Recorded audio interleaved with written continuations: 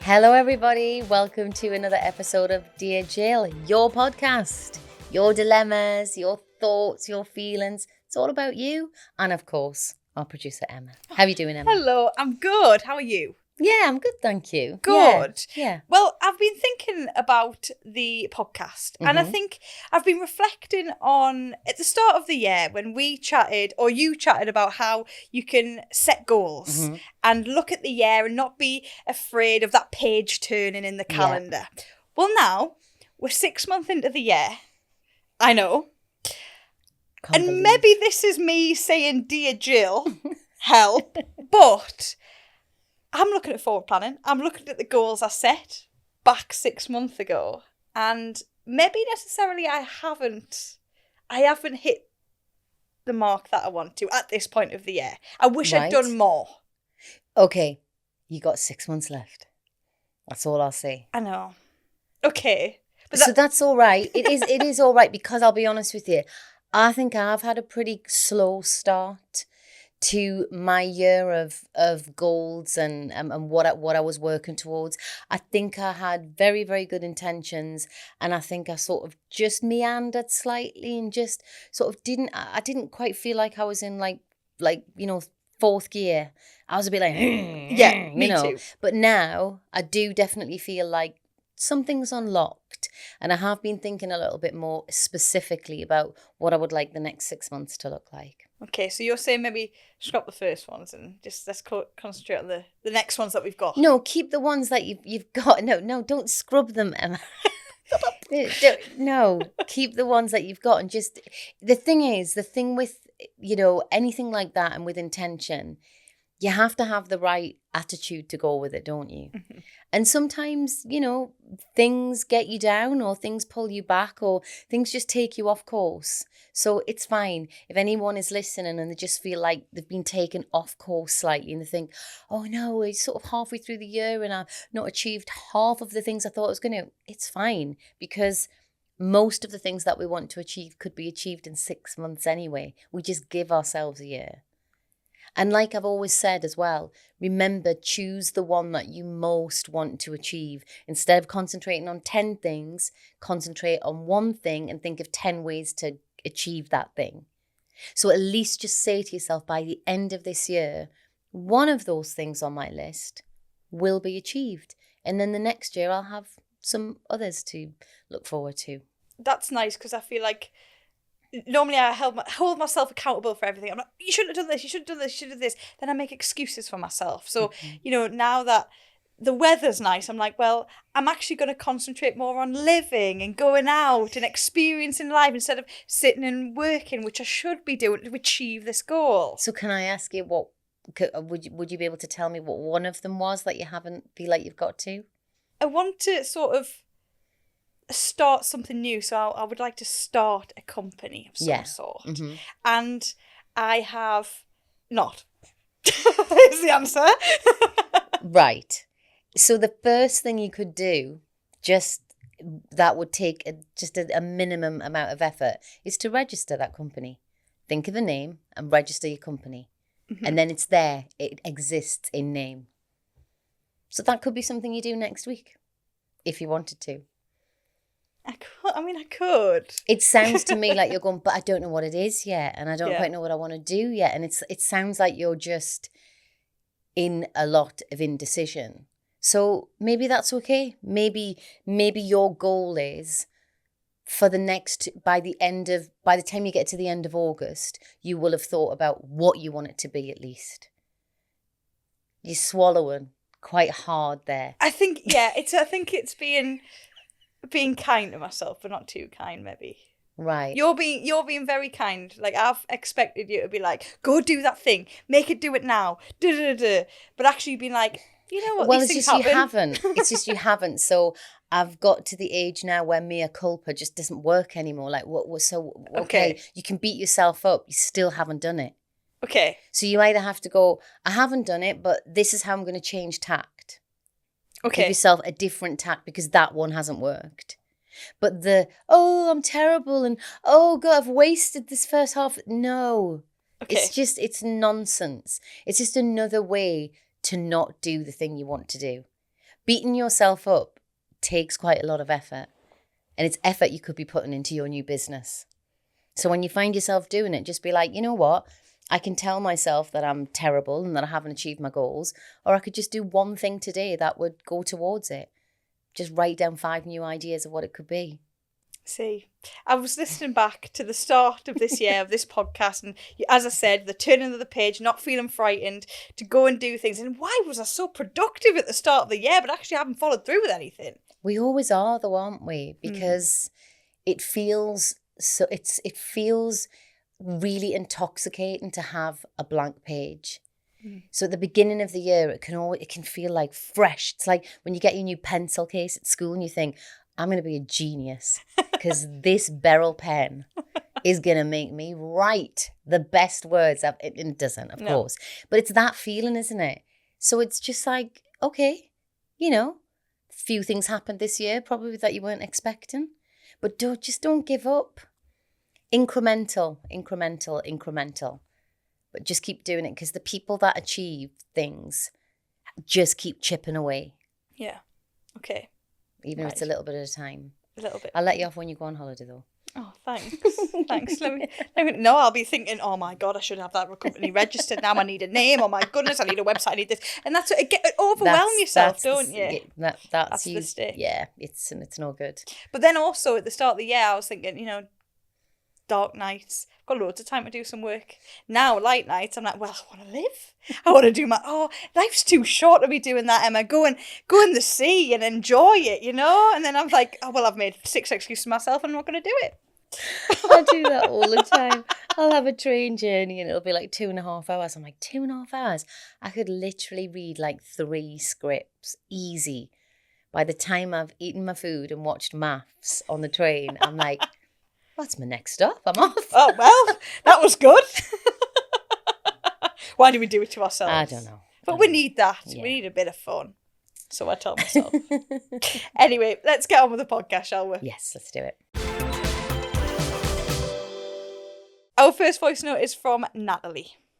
Dear Jill, I'm struggling with something that's been eating away at me for a while. I've been in a committed relationship for over 2 years now, and I thought everything was going great. Lately, though, I've started noticing some red flags. My partner's behavior has changed, and I've caught them being unusually secretive about their phone and social media. They've also been distant, and I can't shake the feeling that something's off. I haven't found any concrete evidence, but I keep wondering if I'm being paranoid or if I'm sensing that something's wrong.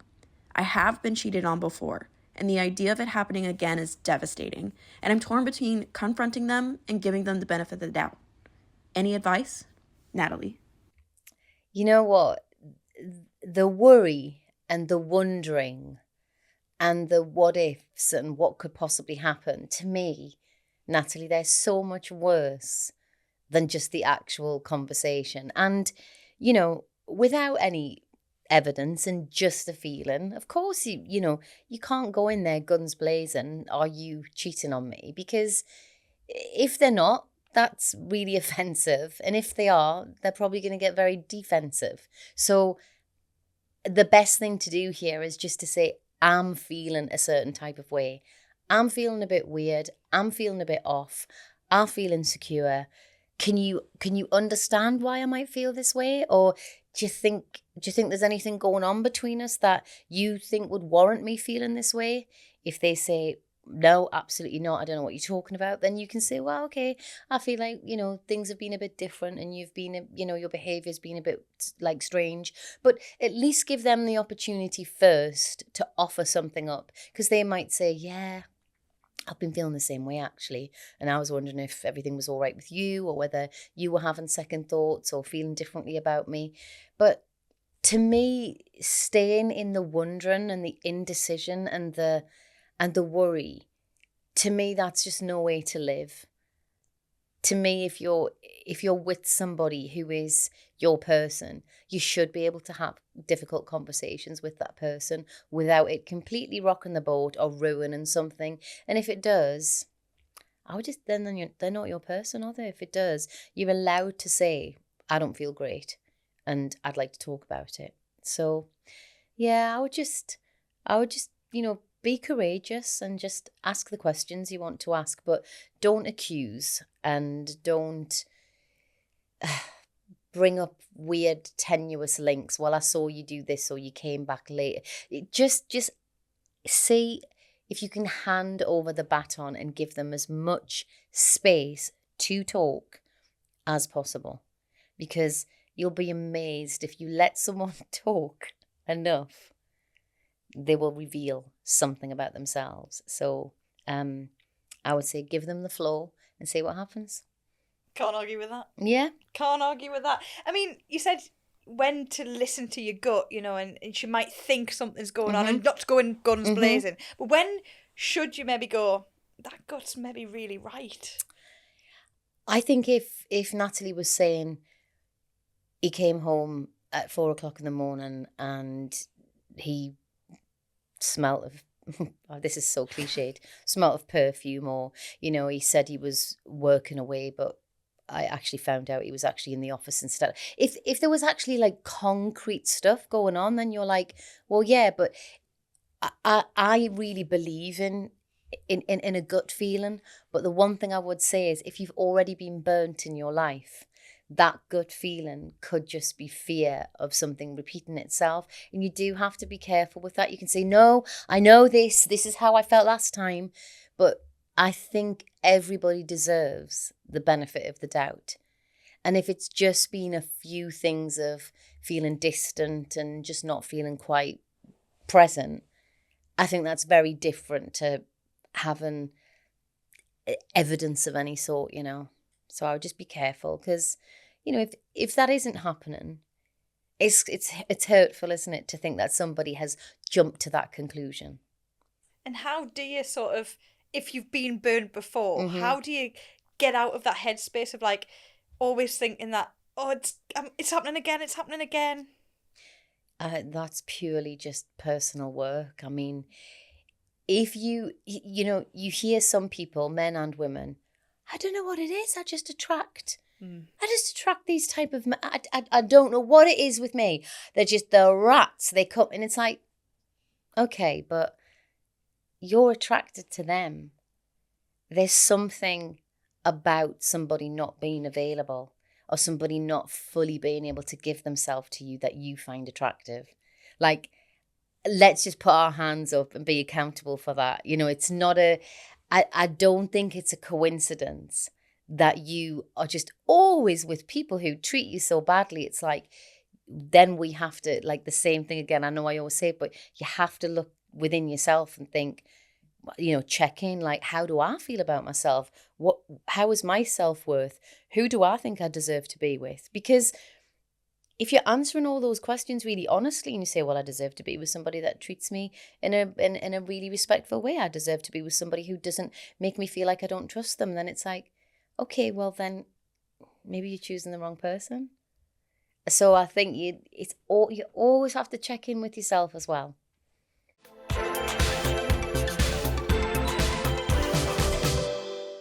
Our next voice note is from Carrie. Dear Jill, should I still get married to my fiancé of 5 years almost, whilst I'm grieving my ex-husband of 27 years? It's 6 months away.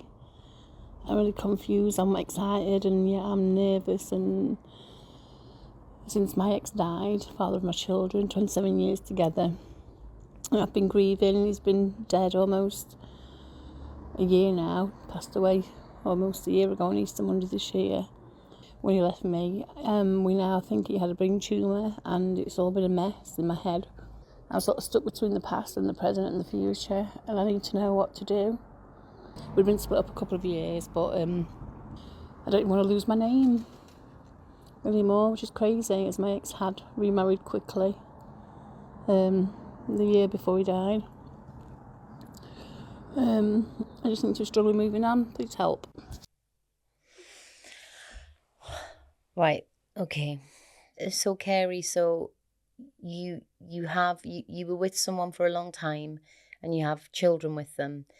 and then you split up and he remarried, and then very sadly he died, and now you have met someone else and you're about to get married to them, but it's so complex, isn't it? I totally understand your confusion, because you have like a series of losses that it sounds to me like you haven't quite been able to process properly. So first of all, you lost your husband because you separated, and it sounds like that was very painful for you. And I don't know if it was your decision or not, but it sounds like there's still pain there when you talk about that. Then obviously he remarries, and then you lose him for what seems like forever to that, and then he dies. So it's like you've lost one person in 3 different ways. And I think that's really hard to square up with yourself if you haven't really processed this properly, maybe with a professional even, because a complex loss when you maybe love someone even though you're not with them, or you love someone even though you're angry with them, or you love someone even though you resent them and you can't believe they left you. That's really complex, and it all gets very mixed up, and it gets very enmeshed with guilt and shame and all of these things. So my advice to you would be, if you can, try and go and see a professional. You said it's 6 months until you get married now, and just talk through some of these feelings that you're having. The other thing that might be going on, again, like maybe I don't know enough about your story, but I think even though you weren't with your ex when he died, I can understand that remarrying and moving on, there's like a real guilt and shame attached to it, because you spent so long with him and you brought up children with him and you thought you'd be together forever, and now you're on this new path in this new chapter of your life, and you can probably see, oh, this is really lovely and this man loves me and I deserve to be happy and I deserve to walk this path. But guilt and shame, they keep us beating ourselves up, and they keep us going, no, Carrie, you don't deserve to be happy, because you've lost someone, and your children have lost their father, and you don't deserve to have this happy, lovely, shiny life. And you said something about your name as well, and I'm jumping to conclusions, but I'm imagining it's because you don't want to have a different name to your children. That's what I'm imagining. And that as well, I can really understand. And that could be a conversation that you could have with your husband-to-be. It could be something that even if you just were able to be honest about it and got it off your chest, you might just feel better about having said it. And then you might go on to, take his name. But it sounds like everything that you're telling me is just very internal. And maybe you're not speaking to anyone and it's all just going on inside. And it does sound like to me that you need to get really, really honest and get really, really real with somebody who can hold space for you, who can listen to you, and who can let you hear yourself. This is what you need. You just need to let you hear yourself say these things out loud and try and make it all make sense, because you've been through so much. And it is complicated, your situation. But just in case it is just a case of you thinking you don't deserve the nice, shiny new road, taking a new path, taking option B, as I call it, doesn't mean that you didn't love option A. That's not what that means. That just means that that's not there anymore. And actually, for you, your option A had already gone. You were already on a different road. It's just emotionally you might not have let that go yet. But just try and talk to someone and try and work this all out, because if this new man in this new life and this new path that you could be walking, if that's going to bring you a lot of joy, I would hate for you to push that away just because you're getting scared or you're feeling guilty or you're feeling shameful. Or, you know, some people as well, when they have children, it's just the idea of it's almost like an abandonment piece. Like, if I marry this new person and I change my name, will my children feel less connected to me? Will they feel like I don't love them as much? It is mad when you say it out loud, because of course it doesn't mean that, but I know people that have felt this, and I understand why you might feel like that. So I think you just really need to speak to somebody and just know that you deserve to be happy. You've been through it, and everyone deserves a new opportunity or a new chapter, don't they? Absolutely. I'm interested to know what your thoughts on the connection to names, because you said about obviously that, you know, you don't want to be different to each child and all, but at the end of the day, I would say it's just a name. Yeah. What would you say? So this is interesting, right? So when I got married, I didn't change my name. My husband changed his name to mine. Nice. Because I didn't want to change my name, and I was happy to just have two different names. But he was like, oh no, I'll change my name. And I thought, oh well, that's really cool. So that's what we did. So then when we had our son was then, you know, Halfpenny. So that was really nice. And my son, which is up to him completely, has always said that when if he becomes an actor, he would probably like to use his father's surname. That's what he'd like to do. And when he first said that to me, I was quite, oh, okay. What? Why would you? Oh, no, that's really. And then I thought, it's just a name. What is the big deal here? So yes, I totally agree with you. It is just a name. That is all it is. It does not define who you are.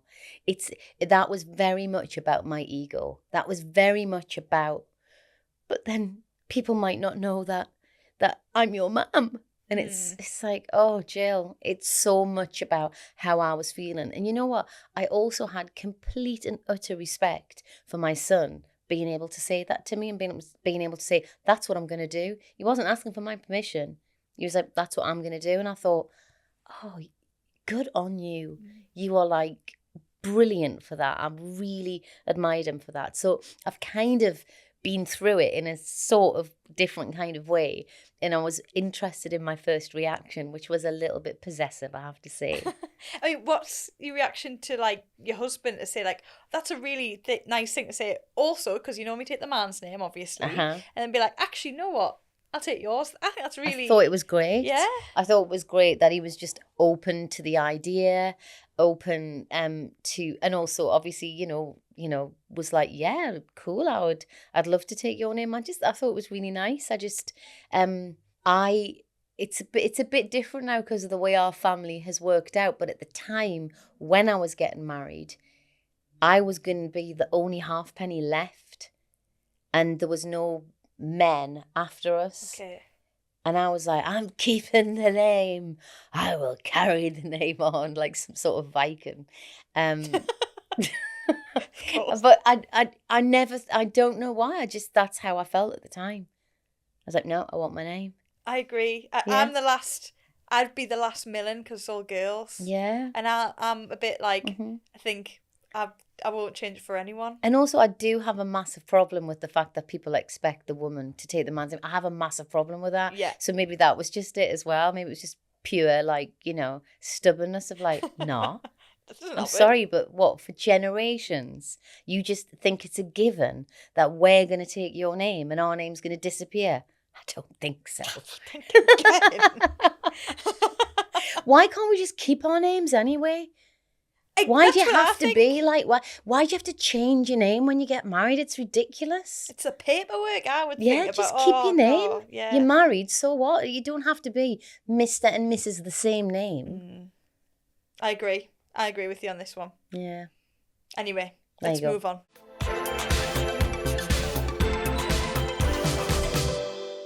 our next voice note is from Mia. Dear Jill, my name's Mia and I've been with my partner Joey for almost 3 years now, and our relationship has been wonderful. We talk about the future all the time, and I know we both want the same things, but there's something that's been on my mind lately. I've been thinking about proposing to him. I know that's traditionally what the man does, but I feel like I don't want to wait around for something that might not happen when I'm ready. He's an amazing person, and I'm confident about our relationship, but I'm not sure if proposing to him would be seen as unconventional, or if it might put unnecessary pressure on him. Should I just wait for him to propose, or is it okay for a woman to take the lead and pop the question herself? Right. Well, you sound great. You sound absolutely lovely. And I love what you're saying. I really do. I don't have any problem with the idea of a woman proposing to a man. I think it's great, actually. I think it's fantastic. The one thing I will say is that some men do find it a bit strange. So all I would want for you is to know if your partner somehow get his opinion on it. It could be via a friend, or, hey, what do you think about a woman proposing to a man? It could be done in a really casual way, but I would just want you to have the best experience, and I wouldn't want that moment to be in any way a dampener. So I think I would just, for your sake, want to know that your partner was also okay with that. When I think about my son, I think their generation are whatever. It doesn't matter, man, woman, who cares? They're so free and fluid about those kind of traditions. But then if I think about my boyfriend now, I don't want to put words in his mouth, but I have a feeling that he would probably want to do the asking. And these are just ingrained lessons from society. They don't really mean anything. They're just messages that we've been given, and we've downloaded them and we take them on as what that means. I personally think it's great, and I love the idea that you just want to be proactive and take the lead. I think that's brilliant.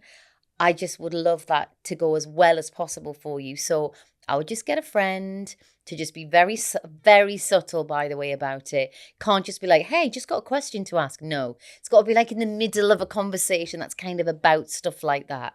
You got to be clever about it and just get it dropped in, and just to see if your partner would be cool with it, because you want that to be a good moment, don't you? I don't want that to be spoilt with someone going, what are you doing? What are you doing? I need it to be the other way around. I think I know what your thoughts on this are. Go on then. I think you'd be totally cool with it. Yeah. Oh. I am happy for anybody to go and do it. Uh-huh. Would I do it? No. Right. Because I think the life of luxury that I live, I don't want the extra stress. You know what I mean? But I also get it if they're not sort of getting the idea, come on, get down on one knee. Right. And you just want to take the reins. I get it. Mm-hmm. But not for me. I think I just really like the idea of the equality of, we both love each other. So what does it matter who asks it? There's something about traditionally a woman waiting. You hear it all the time. Yeah. Well, I never initiate sex. Why? Why would you never initiate sex? To me, that's ridiculous. So what, you leave it up to the other person to always be I'm horny, are you? Yes. It's for God's sake, initiate sex. Oh, I never ask, anyone out. Why? If you like someone, see them in the bar and say, do you want to go out? Do you fancy a drink? To me, it's so old-fashioned, and it's so subservient to put the woman in that position of well, I always wait till I'm asked, because it would be uncouth of me to possibly, say this is what I want. I think I'm just very if it's what you want. She just sounds so enthusiastic and go-getting, and I just love that about her. Go do it. Yeah. Nah, the stress, because it's meant to be one of them best moments of your life, and honestly, I don't want the extra pressure. You know what I mean? I hear my friend, she recently got engaged and it was all done in a holiday on the end of a pier. All things had to line. You know what I mean? Like so many pieces to the puzzle that had to go right. I don't want that sort of stress. But then again, you could just say, well, just don't do that. But I feel like it has to be special. That's maybe conflicting in my head. So you want the setting. You do, don't you? Maybe I do. That's it. You're listening. Yeah. And you know what? People do have that fantasy. They have that fantasy of what it's going to feel like and where they would be and, you know, what it would look like. When I first got proposed to, I was wearing a fat suit and a long frizzy ginger wig. You didn't just have them on a random Saturday evening, though. You were doing something. That was love. That was love. Yeah, I was in a play.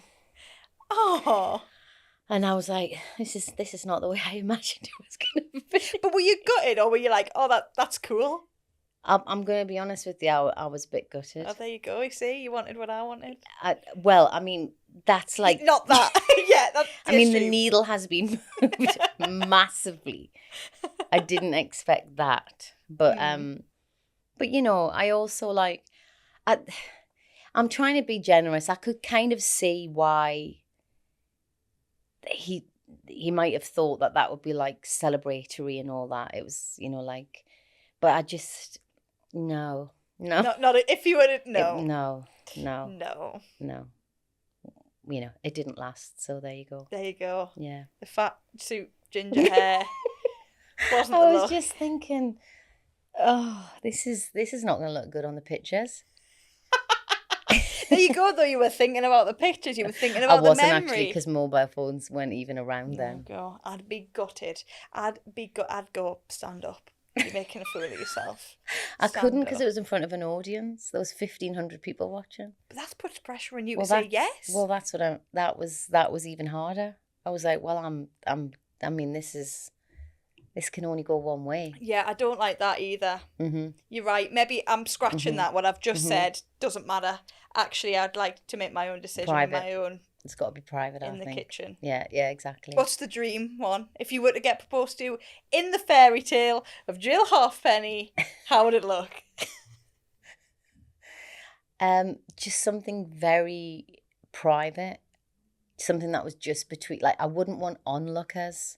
I wouldn't want people going, look at them over there. She's being proposed to. I just would want it to be just whatever it was and however it was, just kind of just private. I don't know. I just probably just because of being burnt. Yeah. That bit. I probably just got a massive reaction to it. So now I'm like, nobody's there. I don't want any, not even you, not even the person that's proposing. I just want a text. But you also don't want it like when you just make some rice in the kitchen, you know I do know what you mean. You know, but there can be something really special even in the ordinariness of life. But yes, you're right. I don't want to be like in me trackies, like just, you know, eating a pot noodle or something. Or a fat suit and a ginger wig. I'm never going to get that vision out. That's it. Know your person. That's it. Yeah. Know your person. Yeah. Oh, well, thanks again, everyone. Just as always, you're so honest and open with me, and I appreciate that so much. So please keep on sending your dilemmas into us, and I'll see you next week. Bye.